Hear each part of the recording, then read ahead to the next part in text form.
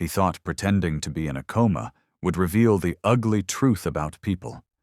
But when he heard his nurse's whispered confession, everything he thought he knew about loyalty, love, and life shattered forever.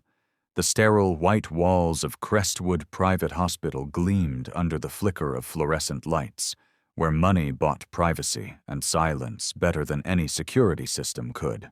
In the VIP recovery suite, Edward Harrington, 42, a real estate mogul with an empire sprawling across 5 states, lay motionless in the bed, breathing tube removed, vital signs stable, bandages tight around his ribs. To the world outside, Edward had barely survived a brutal car crash. Inside this locked room, he had regained consciousness 3 days ago. But no one knew that. And he didn't plan to tell them, not yet. Edward had built his fortune on knowing who to trust, and more importantly, who not to. The accident left him shaken, not just physically but emotionally. He couldn't get rid of the question gnawing at him: who really cared if he lived or only cared if he died?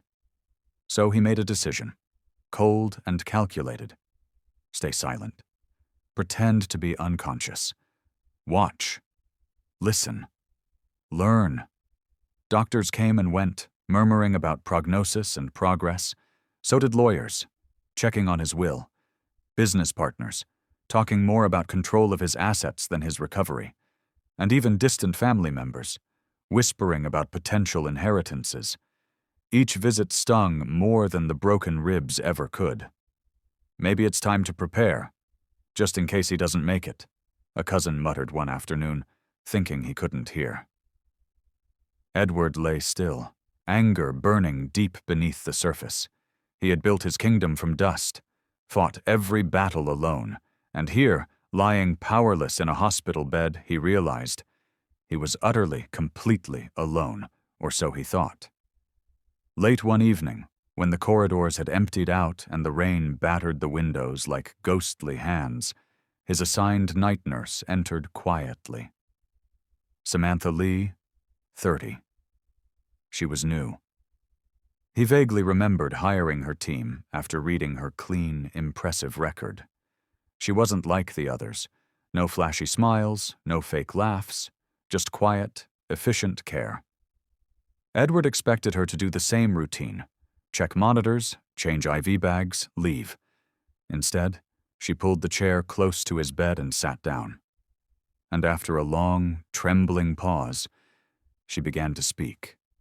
Not to a patient, not to a billionaire, but to someone she thought couldn't hear her.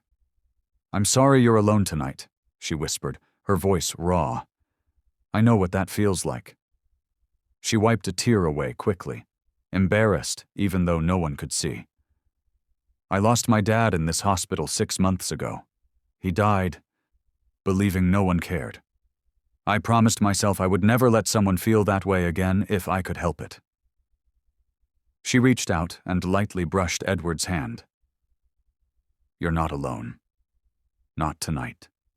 Not as long as I'm here."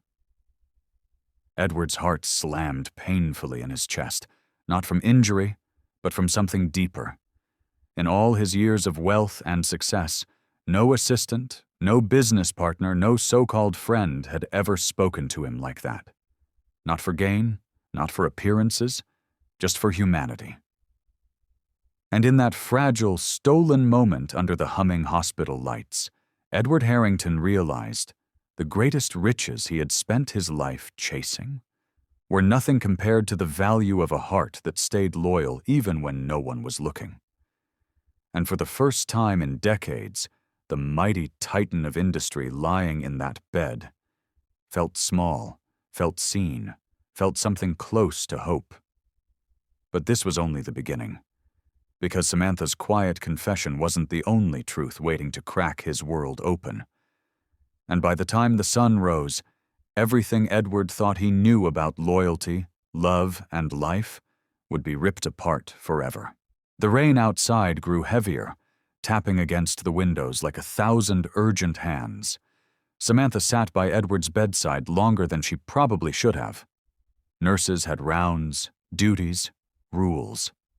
But tonight, something in her heart overruled her clipboard. Maybe it was the way he looked, so powerful yet so helpless. Maybe it was the way the hospital room felt like a tomb, too cold, too quiet. Or maybe it was because Samantha needed to confess something she had buried for too long. She leaned closer, lowering her voice to a trembling whisper. "You don't know me, Mr. Harrington.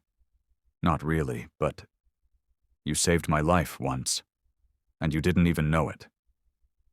Edward, frozen in his fake coma, listened harder than he ever had to anything in his life. Samantha swallowed thickly, twisting the hem of her scrub top between her fingers. 5 years ago, I was nobody, working 3 jobs, drowning in medical bills after my mom's cancer diagnosis. I didn't even have bus fare one night. I was sitting on the sidewalk crying, ready to give up, when a man in a gray suit handed me $50 without a word. He didn't stay, didn't ask my name. He just smiled like he saw something in me I couldn't see myself. She chuckled weakly, blinking away tears. "That was you. I didn't know it then.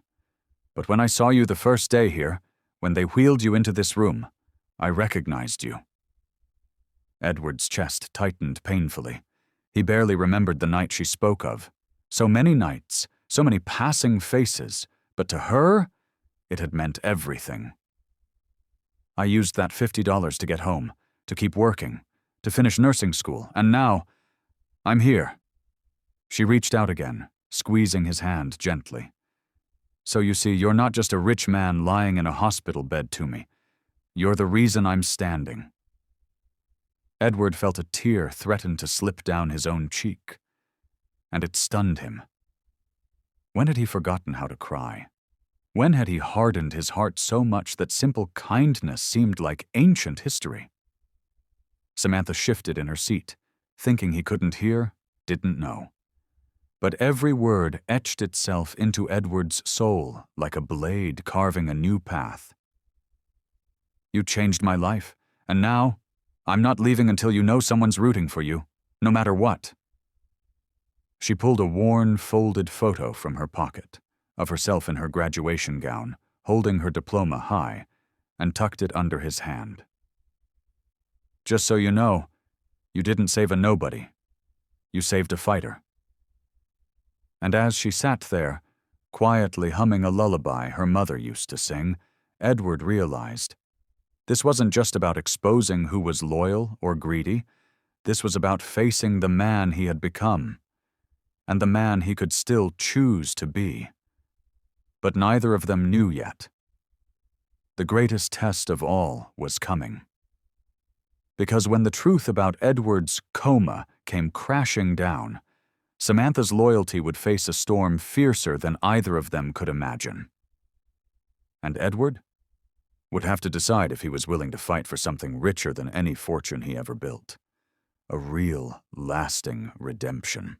The sun had barely begun to rise, casting pale gold light through the hospital blinds, when Edward made the decision he had been dreading.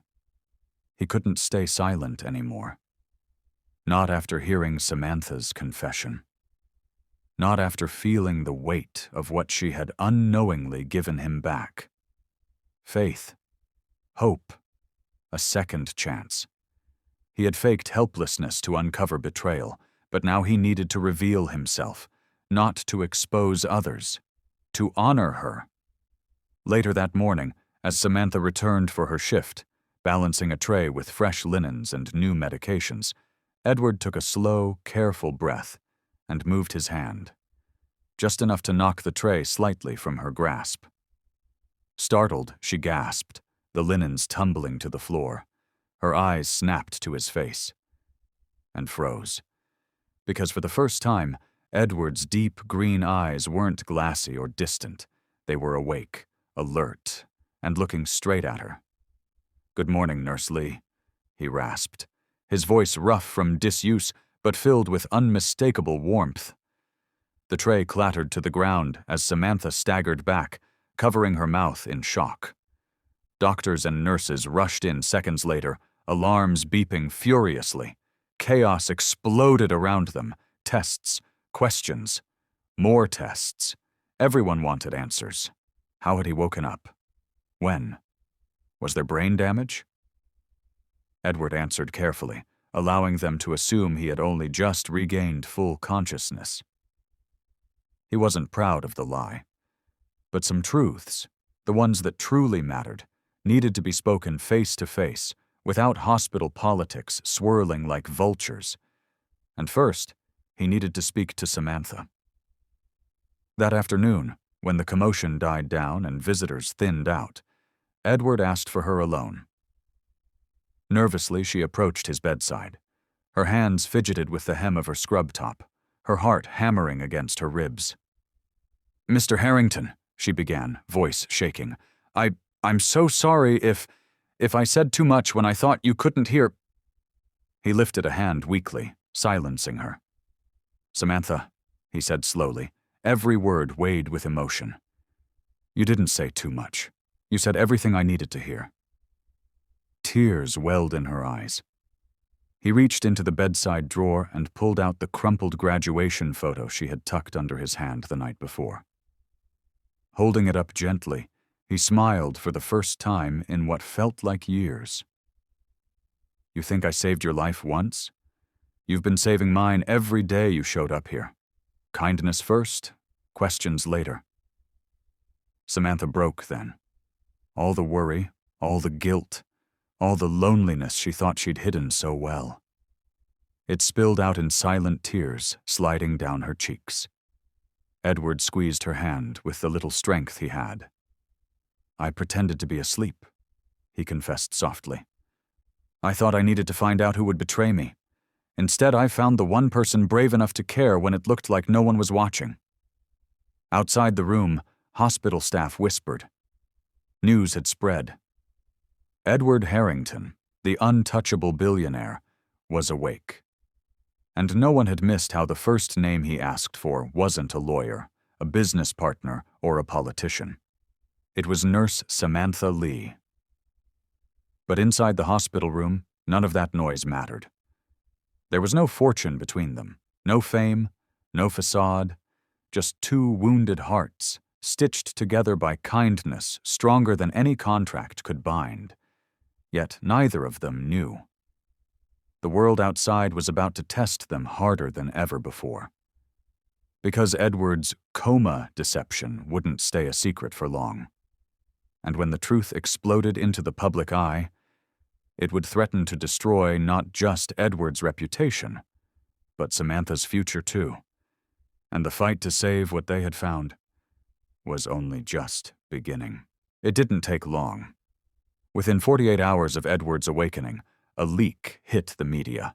Not just that the billionaire was alive, but rumors surfaced that he had faked his coma. Paparazzi camped outside Crestwood Private Hospital. Reporters screamed through the gates. Headlines blazed across every screen. "Billionaire pretends to be in coma to spy on family and staff." "Ethics scandal." "Nurse at the center of the Harrington cover-up." "Hero or villain, Edward Harrington faces public outrage." It spiraled fast, faster than Edward could contain. And worst of all, through no fault of her own, Samantha's name got dragged into the storm. Anonymous sources claimed she must have known. Some painted her as complicit. Others hinted she might have manipulated him during his helpless state. Lies, twisted half-truths, gossip spun into daggers. Edward watched the news in fury, powerless for the first time in decades. Not because he couldn't buy or fight his way out, but because this wasn't a business deal he could fix with lawyers or settlements. This was about something more precious. Someone more precious. Samantha stayed away the next morning. Didn't clock in. Didn't answer her phone. And Edward knew. She was being buried alive by the weight of a scandal she never asked for. All because she had cared for him when he didn't deserve it. He couldn't let it end like this. Not again. Not this time.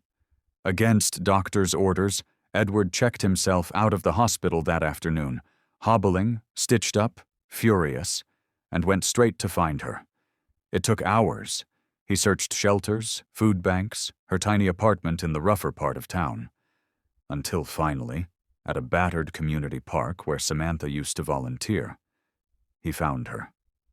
Sitting on a rusted bench, head bowed, hands trembling in her lap. Edward approached slowly. She looked up when she heard his footsteps, and the heartbreak in her eyes nearly shattered him. "I'm sorry," she whispered before he could speak. "I ruined everything." He dropped heavily onto the bench beside her, wincing as his injuries protested. "You didn't ruin anything, Samantha." "I did. I thought pretending would protect me from betrayal. But all it did was hurt the one person who never needed to prove her loyalty." She wiped at her tears with the sleeve of her jacket, avoiding his gaze. "They're saying awful things about you, about me. I just wanted to help." He turned toward her, his voice rough but steady. "You didn't just help, you healed." And then, in a moment that silenced every fear screaming in their hearts, Edward pulled out a small, official-looking document from his jacket pocket. A job offer, with her name written boldly across the top. Director of Patient Advocacy, Harrington Medical Trust. A new foundation he had quietly built in the last 48 hours, using his wealth not to shield himself, but to protect the people who truly mattered. Starting with her. "Help me, Samantha," he said. "Help me build a system that sees the invisible, the way you saw me." Samantha's lip quivered. "Why me?" Edward smiled, the kind of smile that wasn't crafted for boardrooms or interviews, the kind of smile born from gratitude so deep it shook the soul. "Because you're the reason I believe people like me can still be saved." She stared at the offer, at the man who had been powerful, broken, humbled, and now stood beside her with nothing but sincerity in his hands, and for the first time in weeks, she smiled back. Software shy, hopeful. In the weeks that followed, the public story shifted. The media uncovered Samantha's real background. Edward made public statements crediting her as the only person who treated him with real humanity. Slowly, painfully, the narrative turned. She wasn't a pawn. She was a hero. And Edward? He wasn't just a billionaire anymore. He was a man who finally understood what wealth was really meant to build. In the lobby of the Harrington Medical Trust today, there's a mural, not of skyscrapers, not of luxury, but of a small, simple hospital room. A nurse holding the hand of a broken man, speaking kindness into the silence. The plaque underneath reads, "Sometimes the richest hearts are found beside the weakest bodies. It's not power that saves us, it's love." Because in a world obsessed with money and power, it was a whispered confession to a man who was supposed to be asleep, that woke up everything inside him that was worth saving.